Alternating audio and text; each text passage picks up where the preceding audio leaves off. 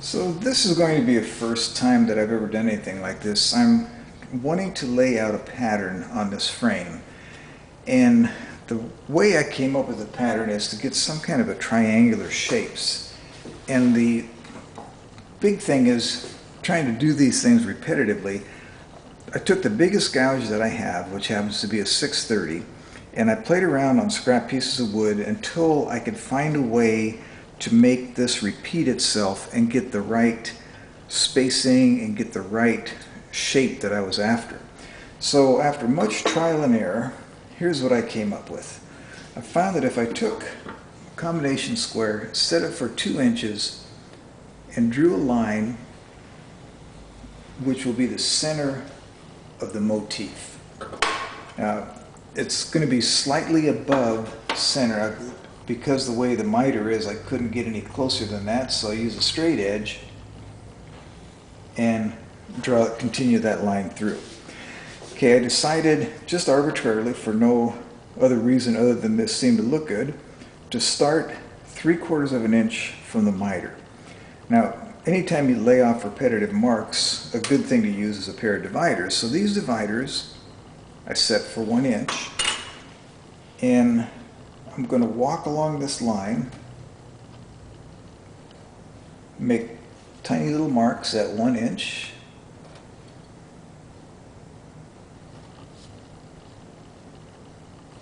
I'm forgetting how many I need. 1, 2, 3, 4, 5, 6, 7. 1, 2, 3, 4, 5, 6, and 7. Okay, then across these marks I need to draw a line, but you can imagine a square line on a curve is kind of a hard thing to do, so I love using these pieces of plastic that come with, that your salad comes in. Put the pencil in a little line that I made with the dividers, slide it up, and follow that. The important thing is that I make sure I keep the line, or the piece of plastic, straight against this bead on the molding. Same thing, bring it up to the pencil, make sure it's square, draw my line. Every other line you'll notice is long, and there's a purpose for that.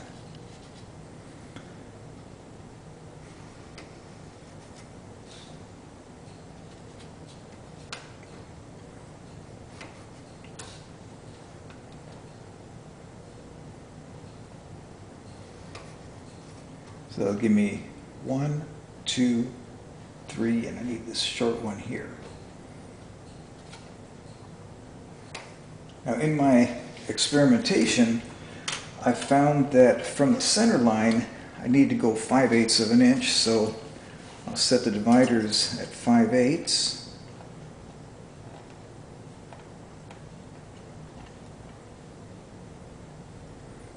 These tiny marks that I'm making in the frame, I'm pretty confident that they will be removed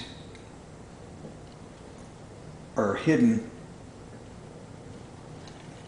once the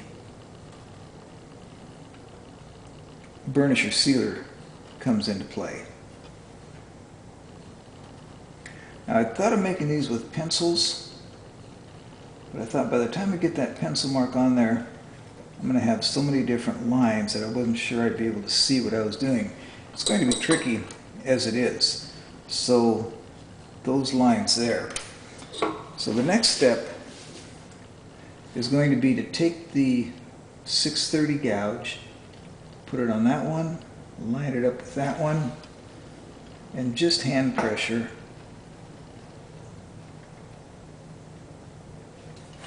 work it into the wood. Same thing here. So now this one at this point, up to that point.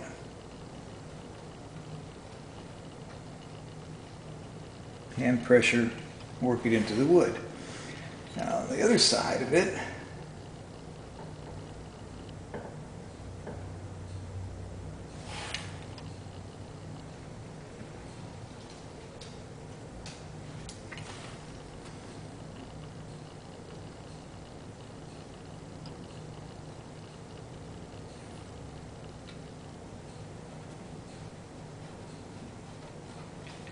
trying to maintain the same depth all the way through.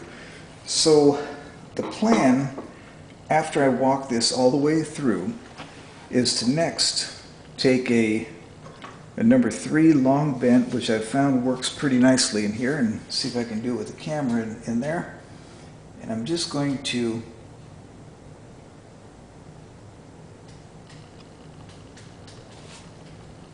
follow the incision made with the 630.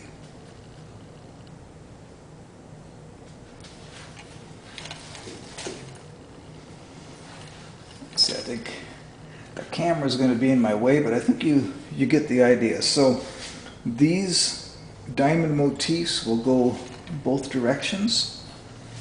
Let's see if I can get this one here. As you might imagine, the profile of this molding makes it somewhat tricky.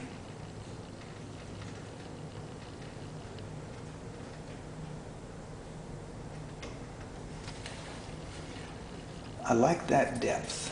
Okay, so what'll happen, I need to get that depth uniform on all of them, and be much easier to do without the camera in the way, so that after it's gilded and then toned, the toning will go into those just a tad.